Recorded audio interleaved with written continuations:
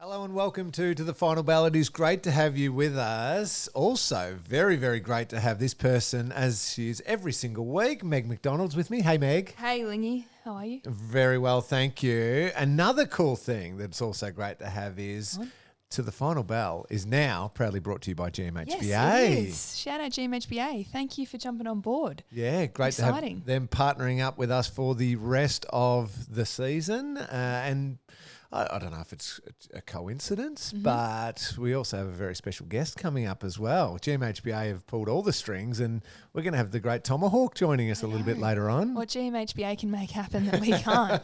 But he's coming on. How exciting. Yeah, he's done a bit of podcasting recently. He was on the Girls first show last week, so he's putting his time off ground to good use. Yes, he is. I noticed him doing a little bit of television as well over the weekend. So we're just upskilling him for the big Fox footy gigs, hey? Yeah, getting him all ready. Now, it'll be great to chat with him. We can chat everything, and obviously we'll find out, get a little update on how he's travelling with his rehab and whether or not his comeback is not too far away. Yep. We are going to talk about the game over in Tassie against the Kangaroos. We're going to look forward to the next game against the Crows here on Saturday. Do we call it afternoon, evening, twilight? Yeah, twilight, 4:35. our favourite time slot.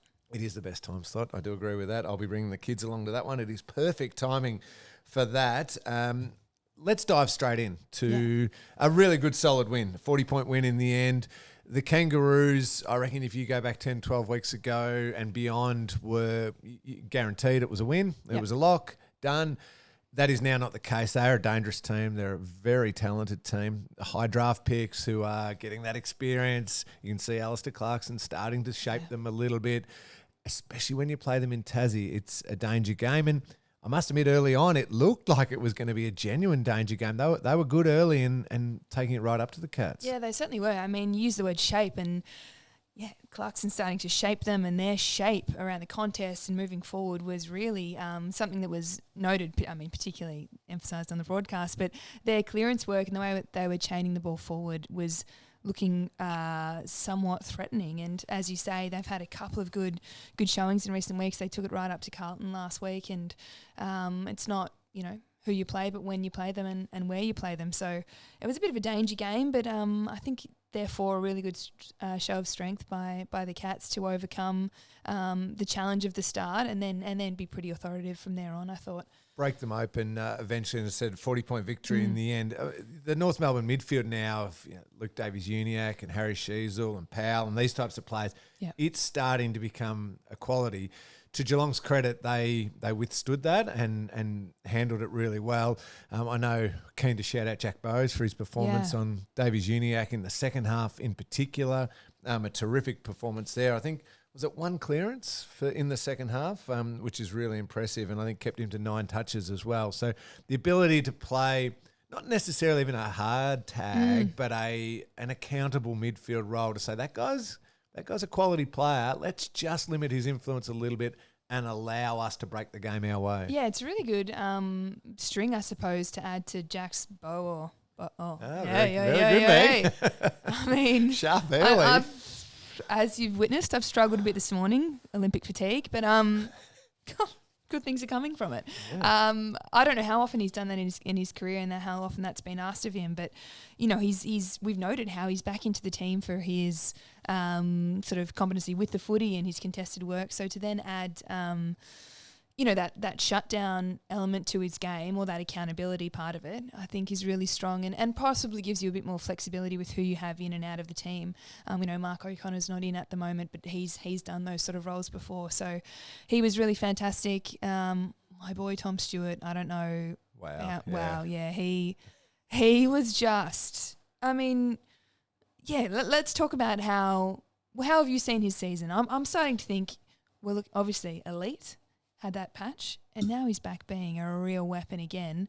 I'm like, put him back in the AA conversation. Yeah, it's funny. I mean, he probably won't be because of that patch, as you said. But mind you, everyone has that throughout a season at some point. Yeah. I think it became a bigger talking point than it necessarily would have, because it coincided with Geelong losing games. Yes. And they're like, oh, look, stop Stewart. They've figured out Stewart, and that's figured out the Cats. Yeah. Well, no, to those opposition teams' credit, they did a really good job with Tom, who's just a brilliant footballer, as we know, And also it did help them beat Geelong.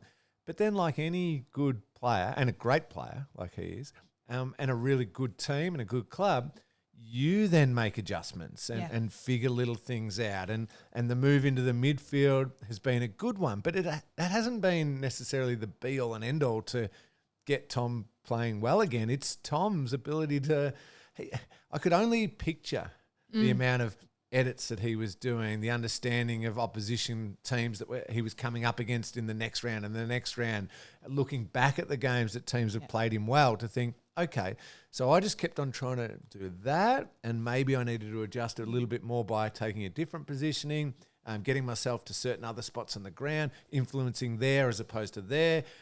And like great players do, they figure out a way to rebuild their form. And now, I mean, he's done it for the last, 4 weeks probably, been back to really good form. But on the weekend showed he's one of the very best players in the competition. Yeah, isn't he? And I think it's really interesting the way, obviously, he's starting as a mid but playing predominantly, or at least on the weekend, was incredibly influential behind the ball, and how that makes it perhaps harder for the opposition to negate him. But I'd be really interested. I had a brief chat with him in the corridors. I'm sure he won't mind me saying that, you know, there are some where it's being noted how he's floating back and he's helping intercept, and I know the commentators are saying, well, you're getting the Tom Stewart out of Tom Stewart by starting him in the midfield.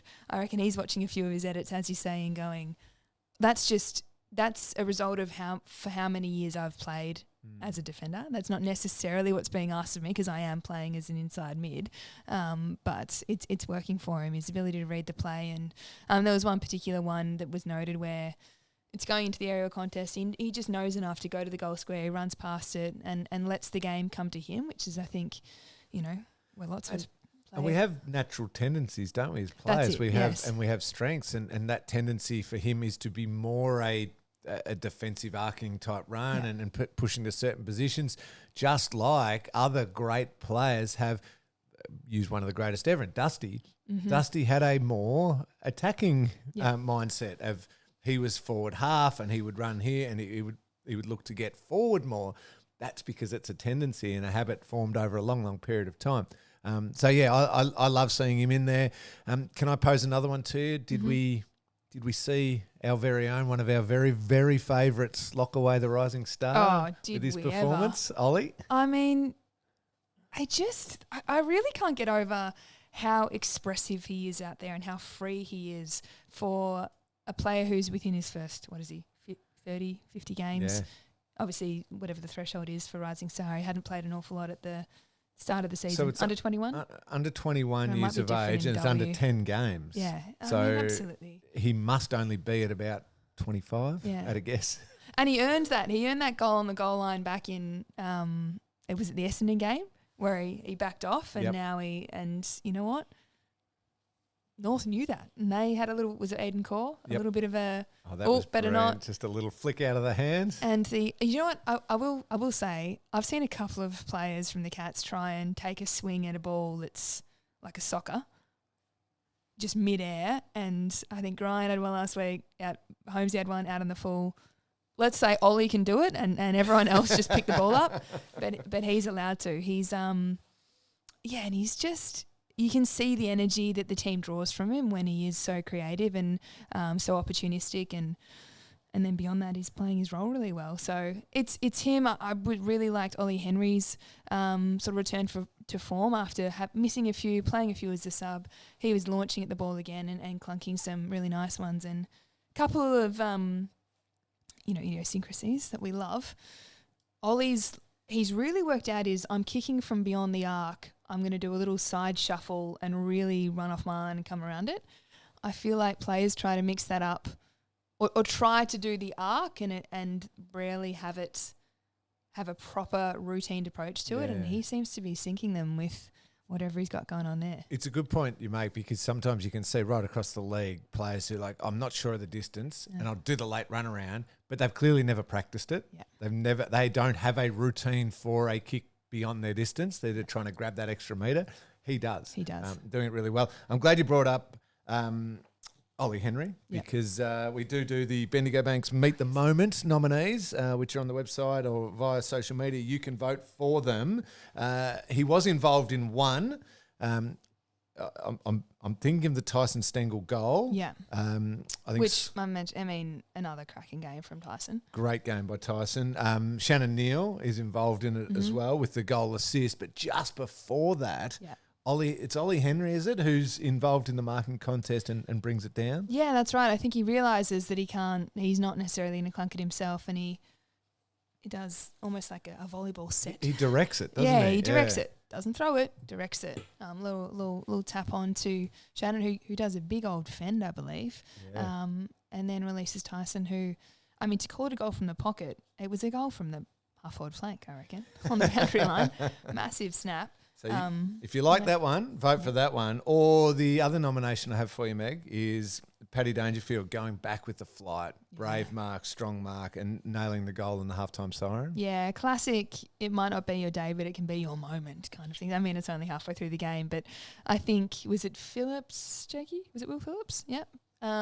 Giving Paddy a bit of attention and didn't have a lot of the ball, I think, early. Maybe had 4 or 5 touches before that point, but put an exclamation mark on the second quarter. So vote for either one of those if you like via the website and the social media channels of the Cats. I've got one more question for you about the game and the way we went. Do we need to get off the mark a bit quicker in general?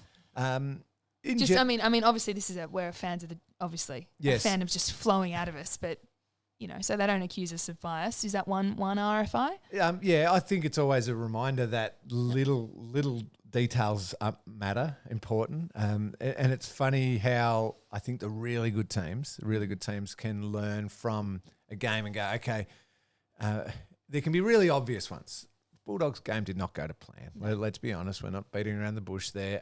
Had to fix the contest, had to fix this, had to fix our connection with our forward. So they're sort of become slightly major things. Mm-hmm. When you have a good win like on Saturday against North Melbourne, maybe it's more the really detailed stuff. Getting back, giving that extra with your footwork, giving yourself an extra half a metre in room to make a decision. Do you draw in handball? Do you kick? All that sort of stuff. Exact same as manning the mark. Mm-hmm. I know you can't move now, but you can be positioned in a way ready to move if they're going to move. If you, the moment the opposition has taken a mark, if you're arriving at the right time, that little half a metre jump inside before the stand is called. Like, those tiny little things matter when you get to big games. They certainly do. I agree with you. I mainly meant start the game a bit better. Sorry. But no, I appreciate your expertise. I'm just saying that we're a bit slow in the first quarters at the moment. Yeah, but I also think that good quality teams work into the games. Yeah, and don't break teams. So the West Coast Eagles, along with Richmond, are probably the two teams who are finding this season the most difficult. I still think Fremantle on the weekend showed you don't shake a team 5 minutes into the first quarter or 10 minutes into the first quarter. You have to sustain a way of playing, and it can look like, you're struggling a little bit, and then you flick the switch. I've never subscribed to that. You don't just flick the switch. What you do is, if you can sustain your way of playing for long enough and the opposition can't, they fall away, and then it looks as though you've flicked the switch. Yeah. But really, you've just kept going with the way you're playing, and you've broken them a little bit. Yeah. So, it'd be great if you kicked 8 goals to 2 in the first quarter. Yeah. But reality is it can be 3 goals apiece at quarter time, or you could be down 4 goals to 2. Or as long as the way you're playing is the right way, you got to trust that will eventually break teams open. And probably particularly this time of the year too, isn't it? It's not. Every team, no matter where they are on the ladder, has improved and found their groove. So to catch them on the hops, possibly less likely as the season comes to a close. Yeah, and I know when you look at, say, the Western Bulldogs in Sydney, great game, great test. Bulldogs are flying at the moment. They were able to put Sydney on the back foot really early, which forced them away from their preferred way of playing on their home deck interstate. So that's important because you shut the crowd up then as well. If you're I know that the is a bit of a team. concern for Sydney at the moment though. their starts. Yeah. Yep, absolutely. One down point, unfortunately, of the game, Gary Rowan subbed out of the game. Awful. Yeah, with Ted Closey coming in as the sub. Given concussion protocols, I assume, have been activated with Gary, he won't play this week against Adelaide. And obviously keep an eye on all the health updates for Gary's, how he's travelling, and obviously in great hands, brilliant hands medically. We're going to take a break. Because I know Tom Hawkins is about to join us on the pod. Just before we do, how much Olympics have you been consuming? I actually halfway through that segment, I was like, oh yeah, remember you were going to do a 10-minute monologue on, Australian Jess Olympic Fox women's. or Molly O'Callaghan, or where were you going to go with it? Like mainly Jess Fox. Like, don't even get me started on. I mean the journey. I mean the resilience. The mum, the dad, Miriam, Richard, Noemi. I was actually ready to PB in the gym yesterday. I was that up and about. I was like, oh, I just loved it. Did I wake up? Yes, I did. Did I go back and watch the Stan commentary? Yes. Then I was like, no, Richard's on the 9 commentary. Went back and watched the whole session again. What a legend. When you watch her, and even that event, even the others who were competing from the other countries, the core strength required, it's an absolute brutal. It's an absolute event. joke. Oh. One of my faves, and you know what, goes again tonight. So well, you keep watching as much Olympics as you possibly can. No, I need to get my sleep. But you're going to have to lock back onto footy in just a second, because the great man Tom Hawkins has just entered where we are recording this right now. Let's take a quick break. Hawkie's up next. Welcome back to the Final Bell. It's great to have you with us. We are now proudly presented by GMHBA, and GMHBA have pulled all the strings for us, Meg, because they've got Tom Hawkins on board for us. Is that right? Yes, they have. They certainly have. We're celebrating the fact that the podcast has got a partner now, a sponsor. We're brilliant to have them on board, but more importantly, brilliant to have you here, Hawkie. I'll get the big one first of all that all the listeners wanted to know. How are you travelling? I'm travelling well. Oh, well, thanks first and foremost for having me on. It's a real pleasure, but travelling okay. It's been a bit slow going the first 3 or 4 weeks. I'm starting to see some real improvement in my recovery. So I should be...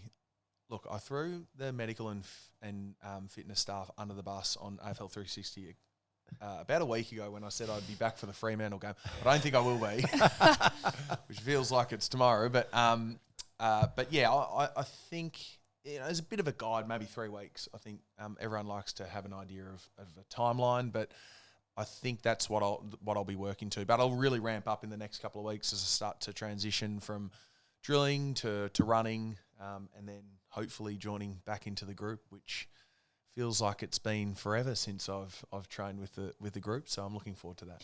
How do you go with? We spoke about it a bit before we went on air there.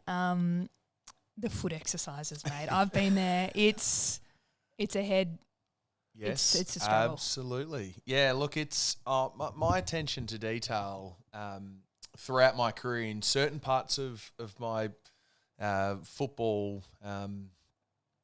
Workings is quite good, but the foot intrinsics early days was spot on. But I've really sort of had to push myself to get back on the blue mat, as we sort of say, and spend half an hour doing it. So the intimacy boring, with it which is it's not much fun. It's a really important part of your foot strength and inner workings of your foot, because it's actually quite complex with the structure of it and how many bones and muscles and identifying certain things. So it's so important, but it is bloody time consuming and annoying. It was fascinating for me listening to the two of you talk, because you're talking about, just for our listeners, getting each of your toes to basically be able to work independently and move. And you joked to be able to play the piano with your toes. Meg, you have a lot of experience with this. How many foot?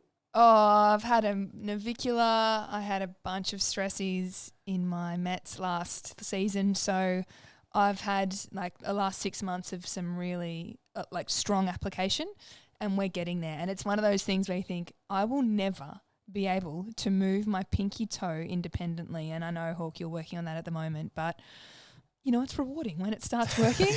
And it's a real metaphor for being able to just focus on the little things. Absolutely, because I can 100% just agree with you there, because you're if wherever you're doing it, like often I find myself doing it on the blue mat, you're in your own world for a 20, 30-minute period, working on getting your little toe to work independently, own world, and then someone comes along and you give yourself a little fist pump and, and try and explain the little win you've just had. So I actually, before we get off it, and I know it's riveting stuff for the listeners, the sauna's my spot to do it. Just because it helps pass the 15 minutes. Where else do I want to count 5 lots of 5-second holds each foot? But I do see you quite a lot. I'm interested in your heat room work. Are you the kind of player who genuinely relishes the opportunity to mix it up a bit, get in there, refocus mid-season? It's not often you can put time and effort into that kind of training when you're playing each weekend. But do you like the mix-up for a week or two and then it gets a bit much, or how do you feel about it? Certain sessions I've really enjoyed. Others become a bit grinding. But look, keyword grind. Grinding. Yeah. I have quite enjoyed in some respect. Look, first and foremost, I'd love to be out playing on the weekends and training and doing lots of other things with the group. But just for my personal year, it was started off well. Was a bit slow trying to find some form through the mid part, probably mirrored the football club's progression a little bit too. So it's sort of been nice to reset in a really weird way. I can't do anything about the injury. So you change your mental approach to football, and that has been that it gives me an opportunity to maybe get a touch fitter than what I had through the mid part of the year. Work on some things, some again, that low-level foot intrinsic stuff that I had done a lot of work on with my toe 12 to 18 months earlier. It just sort of is re-energized and refocused, just my approach to come in each day. So it's in some ways it's actually been nice. 8-9 weeks, probably a bit too long, but it's been enjoyable. I've really enjoyed it. It's a great asset to be able to have heat and altitude room. Spent a lot of time in there. Yesterday I was struggling. I was struggling in there yesterday, but it's been fun. You challenge yourself in different ways. Your thought pattern, how you approach each session, who you do it with. Sometimes it's great to do it with others. Other times it's just nice sweating it out in there on your own. So a lot of people say when it comes to those the rehab of longer term injuries, and let's call 8 or 9 weeks a longer one. Obviously knee reconstructions and Achilles and that it extends beyond that. The mental side of it's the hardest bit of it. During this time and saying these different focuses you've got to get back playing. If you manage to get away and escape a bit, I noticed you're doing a little bit on TV as well, a little bit of media stuff, no doubt spending a bit of time with the family and at the farm. Just also trying to remove yourself entirely from that minuscule focus of getting your body right. Look, I haven't as much as I would have liked, Lingy. I did some stuff with Fox Footy last weekend. I really enjoyed that. A couple of stints on 360 has been fun as well. But in all honesty, there's been a lot of sort of the grind of rehab and trying to fit everything in. School holidays for 3 weeks, right in amongst the period as well. So did you make sure you're at the club for that entire 3-week period?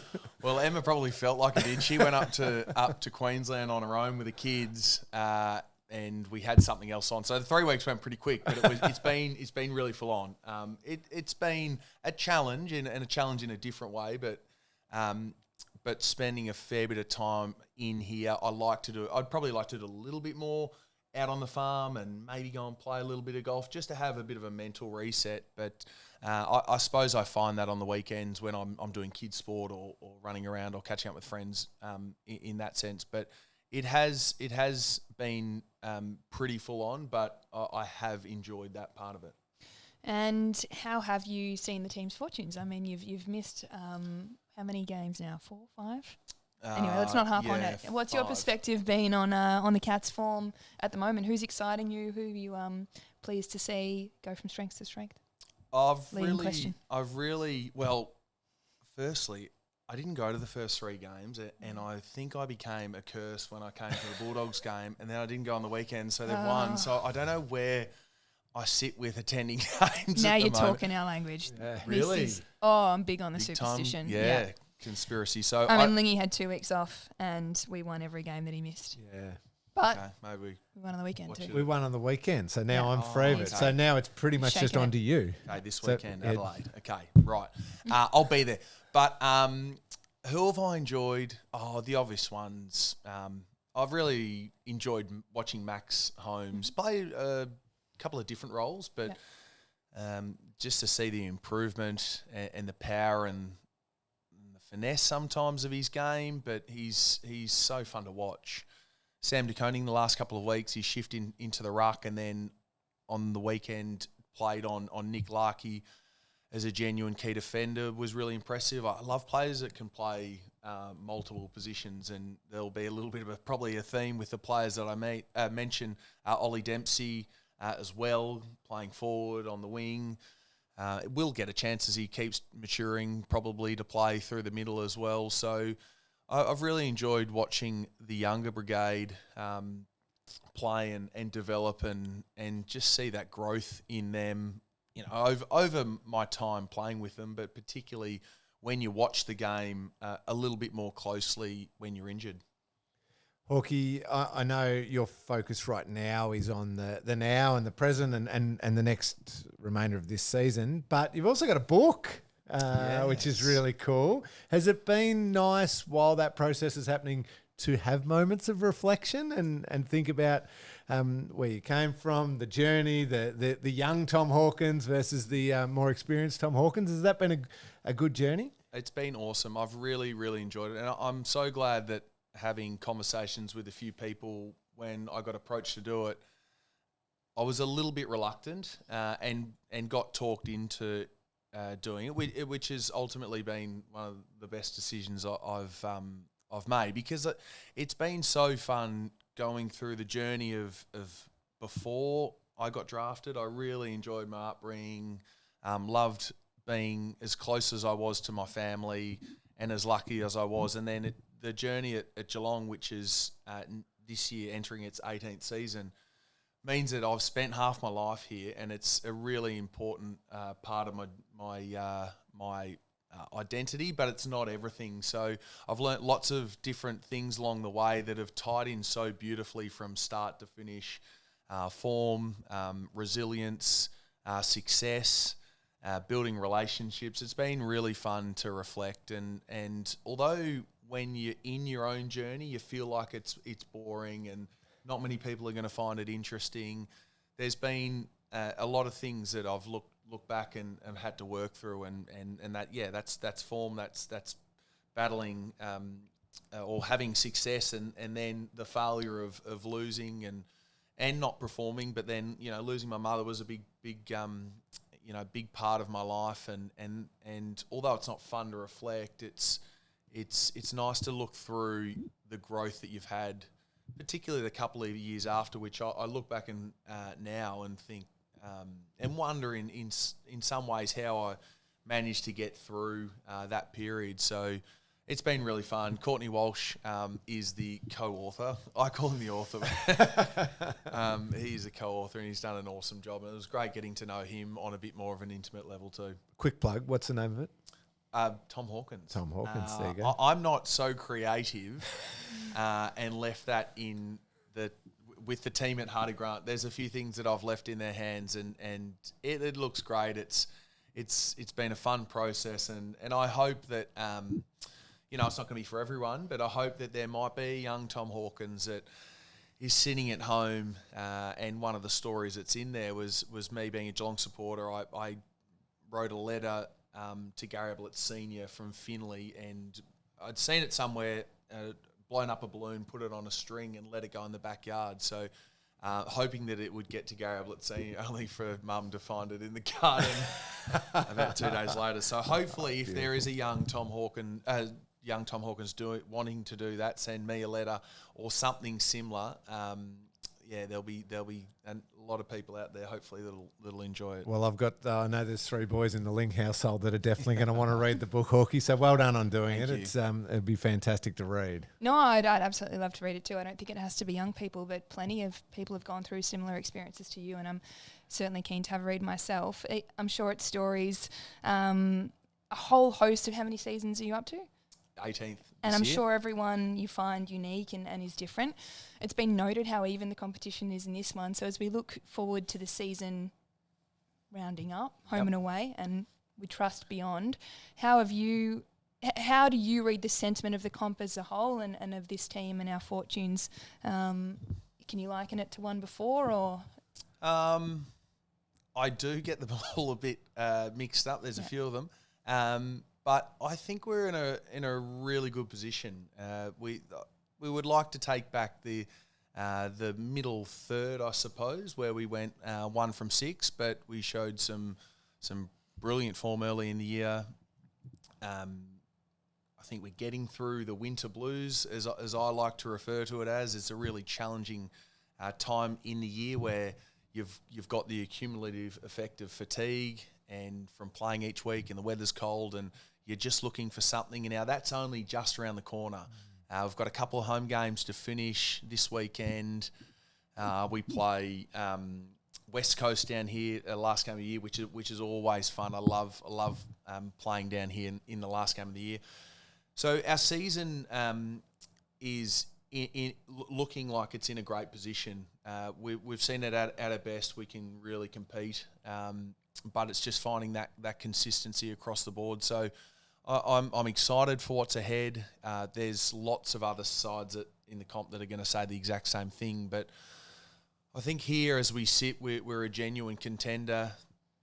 We're relatively healthy. I don't have too many friends in rehab with me, but if we can remain healthy and consistently build over the next couple of weeks, I think we're in for an exciting, hopefully September. Not looking too far ahead, but that's my expectation is that we certainly get there and can go well beyond. The ladder certainly suggests that there's going to be a bunch of teams all hit the line together, and the healthiest and most informed team at the right time, could stick their nose out and get the win. This is obviously a big one this week against the Crows, as you mentioned, 4:35 on Saturday.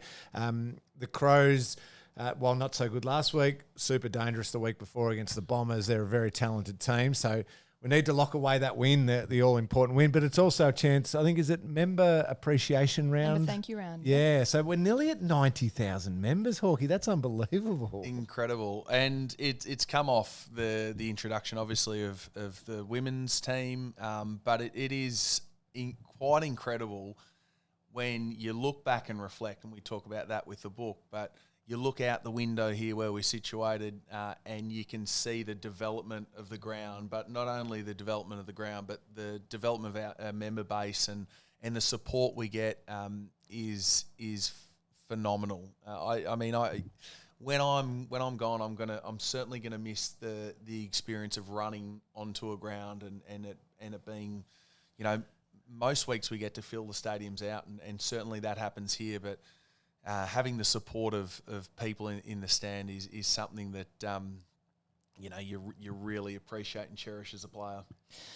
Very well said. Just before we wrap up, Lingy, shout out AFLW, by the way. Memberships now on sale. Tickets on sale today, actually. Thank you for leading with that. Hey, just on the AFLW membership, is it right? Am I right in saying that if you're a current member, yes, that it's only $25 to add the AFLW membership to it? Absolutely. And,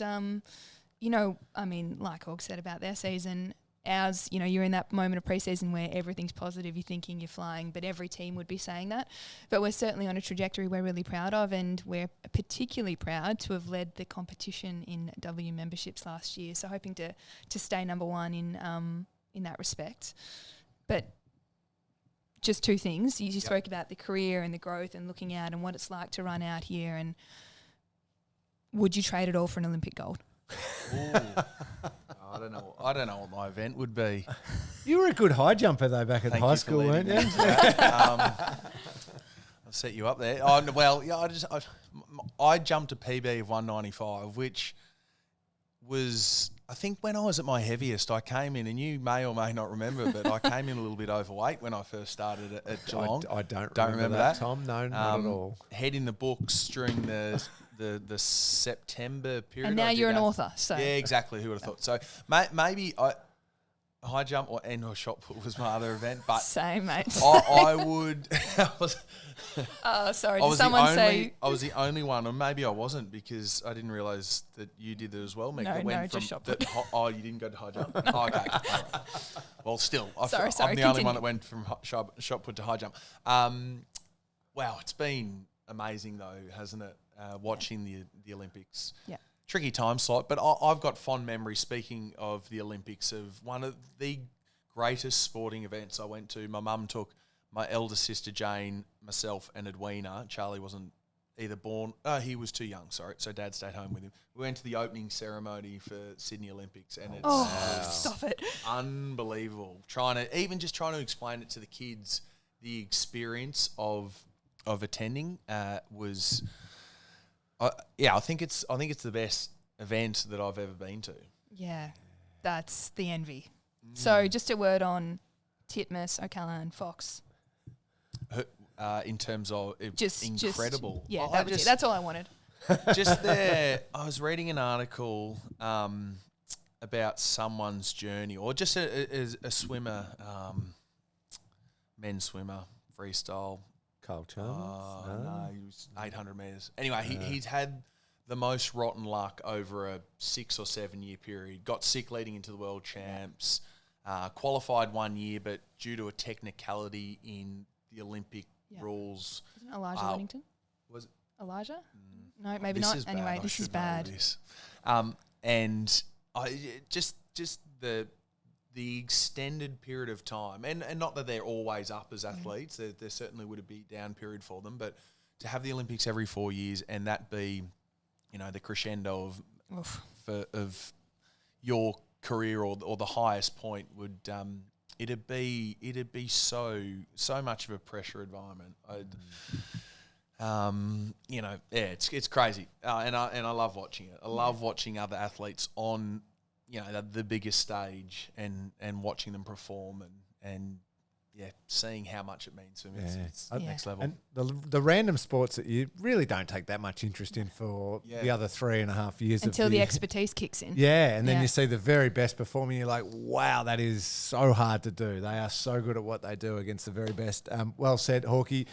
We've got to wrap it up there. We could talk to you all day long. We are still going to touch on the Adelaide game eventually, Meg, but I thought we'd take a little bit of a chance to have an extended chat with Tommy. Good luck for the rest of the rehab. Continue those toe exercises. Make sure the little pinky toe can move independently. Keep focusing in on that one, Hawkey. But just a little goal celebration when you get back. Can't wait to see you back out there. Good luck. Thanks so much for the chat. Appreciate it. Thanks, guys. Thanks, Tom. Welcome back to the final bell. Now brought to you by GMHBA. Big thanks to the team there at GMHBA for supporting the podcast. Great chat with Tommy Hawkins there. Could have kept talking to him forever. I know, how good. Wonderful person. But I did want to quickly have a look at Saturday's game. A really important game. The Cats take on the Crows, GMHBA Stadium, 4:35 p.m. It's a big day. I mean, we touched on it with Hawk. It's a member appreciation round, which would be really cool. So actually, the club's saying be in your seats by 4 o'clock. Yeah, I think there might be a little something, a little surprise if you're in there by 4. So got to be in your seats to win it, I think. Yes, but if you want to go a little bit earlier too, the AFLW season launch very good, is Lingy. happening. You're so good at this. What a pro. Yes, we're going to be at Club Chin Chin together. I think it's from 2 o'clock. Have you organised this just to make sure you end up at Chin Chin? I just pulled some strings. Guys, little duck pads for you. Thanks very much. We've got sort of main training Saturday morning rolling into our season launch, which is really exciting. It's usually during that last weekend of the that sort of West Coast game, but we're bringing it earlier and really excited. It'll be a good game to stick around for and watch. So tickets are on sale now for the AFLW season launch? Yes, you can join us at the season launch, grab that ticket, but also as of today, I believe tickets to the home and away season are on sale. Plus you can grab your membership and help us reach 90,000 Cats members. So yes, get online. Let's do that. And as a reminder for me, the first game is obviously the 31st. Yes, 31st of August. The night time. That weekend. Against the D's, here at GMHBA Stadium. So double GMHBA today. Beautiful. 7 times we can say it. No, it's really exciting. It'll be one of the most exciting games we've played in was the semi-final last year against the D's. So looking forward to kicking off against them once again. Fantastic. After the AFLW season launch, the Cats do take on the Crows, as I mentioned here. Really important game. Given, I must admit, Cats, we spoke about this last week, Cats' form at GMHBA Stadium has been patchy. We a couple of losses. As soon as you have a few losses in one season, you think, oh, hang on, what happened to our home ground advantage? Yeah. So the team will be keen to make sure they lock away and just remind how hard the Cats are to play here at this ground. The Crows, I worked at their game 2 weeks ago when they knocked off Essendon at Marvel Stadium in a really high-scoring game. And they're a dangerous opposition. They've got really good kicks of the footy. Hinge off half-back and Saligo, and I think Jordan Dawson will be back from his concussion. They've got some really highly skillful players that if you let them have that little bit of time and space, like the Bombers did that night, they can cut you up with their kicking skills. Something that we hopefully negate with the way that we defend this ground, generally speaking, not so much this year. But I know we've got our sort of defence behind our attack really going well at the moment. So hopefully that we can pick a few of those kicks off. Is that what you're most threatened by, I think, the sort of end-to-end stuff from the... Well, I think it's their skills, absolutely. And we saw on the weekend Hawthorn take that away from them and flip it back the other way, which was a really impressive performance by the Hawks. So looking for that, where if they don't have that time, they don't have that space or those outlets, can we make it a game where back to a contest and then we break it the other way will be the most important thing. We do know that there will be one spot available at least. I do encourage you always to... check the GMHBA health update on any of our social media channels or on the website. Gary Rowan, unfortunately, will miss under the concussion protocols. The VFL had another really good win on the weekend against North Melbourne, a 21-point victory. Takes them to second on the ladder, man. Yeah, they're absolutely flying, which I know we've noted the depth of the team at the moment and the health of the list generally, and it's good to see them keep on keeping on in what was another wet weather conditioned game, I believe. So really good. I actually spoke to Nigel Lappin, who's doing lots of the development at the club at the moment, and said who we shouting out, who was particularly notable, and he had great things to say about everyone, but particularly Mitch Nevitt. We see he's had 27 and 2 goals after getting a shot back in the AFL side, but then only getting a couple of minutes on the ground. So we continually note the importance of going back and plying your trade and being consistent. I love that as a sign from Mitch. He could be thinking, oh, come on. The frustration could build and think, hang on, I got my chance and then I'm back and you can take it the wrong way. Clearly he's taken it the right way and has gone back and played great footy. Gary Rowan, as I said, comes out. Mitch seems like a nice fit there to possibly come back in. Mitch Hardy again. 32 touches, just has been so good in that VFL midfield. If we're just looking at raw numbers, Brandon Parfitt, 23 touches, kicked a goal. Jai Clark found the footy as well. Same numbers as him, So really good that those players who are right on the cusp of AFL selection are going back into the VFL and then just resubmitting their name. And, hey, guys... I want to be up for selection again. Yeah, absolutely. And we've seen a few come in and do that in recent weeks. Another one that won't necessarily be highlighted on these stats, but a number of people have noted Joe Furphy's improvement. So that's really exciting. I think he's working, what did he have, 50 plus hitouts or something, 56 hitouts on the weekend. So he's going from strength to strength, which is really exciting as well. Yeah, and with that depth, and again, I say the Cats are up to second on the ladder, you see so many times... good senior teams who make deep runs into September are often followed by a VFL team who are making deep runs into September as well, and that competition for spots, but also training quality. Yes. I think that's one thing everyone goes, it's about competition for spots. Yes, maybe, but it's also you've got a big group of players who are elevating the training standards and the main training sessions to a level that sets you up to play good finals football, which is really important. So maybe it's Mitch Nevitt, maybe it's somebody else who gets that opportunity with Gary Rowan missing the week under the concussion protocols. After a good win like that, I don't think there'll be too many other changes, but who knows? Obviously keep an eye on it. There's a couple of players who've been managed out at times and maybe looking to come back in. So we're not going to try and drop anyone, Meg, because we don't have to do that on the podcast. We're quite lucky. Yeah. We'll leave that up to the match committee.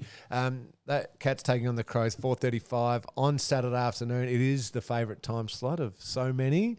So I'm expecting big crowd. Have you heard? I haven't heard this week, but get here. I mean, what's the weather like? We don't care about that. Let's just say it's perfect. Yeah, great. It's going to be perfect in Club Chin Chin. Buy tickets. Yeah, it will definitely be perfect in there. But I do love that time slot. Get there after lunch. The kids can have a kick on the oval, one of the outer ovals. Home in time for the swimming heats. Yeah, there we go. I think they might be over by then. But you're planning your entire life now around Olympic schedules. No, because I am also an athlete and I get to bed. But yeah, you get to bed, then set your alarm for 2 o'clock, 4 o'clock. 6 o'clock in the morning. Most used app, Paris 2024.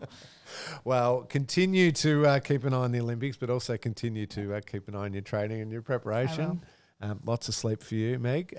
We will be back next week. I think we might try and get another special guest on. I know. I'm quite excited. Sign him up. As we run into finals on the podcast here, it feels like we might be joined each week by a special guest. Not that I don't love hanging out just you and I, Meg, but it's always nice when Tom Hawkins comes in and maybe convince Jez or Stewie or one of the guys to come in and have a chat with us. So we'll try and do that for next week. Enjoy the AFLW season launch. Enjoy Club Chin Chin. Make sure you still remember to get out and watch the game afterwards. I thought you were going to say, make sure you remember you're in pre-season before you have 20. I would never I know you would never say that. That's where my mind's at. I'll still get out and watch the game for sure. Excellent. Enjoy the season launch. Enjoy the Cats taking on the Crows. The VFL, I forgot to mention, they've got a bye this week, so you won't need to watch that one. But hopefully cheering on the Cats to beat the Crows on Saturday, Arvo. And we will be back next week. Yeah, we will.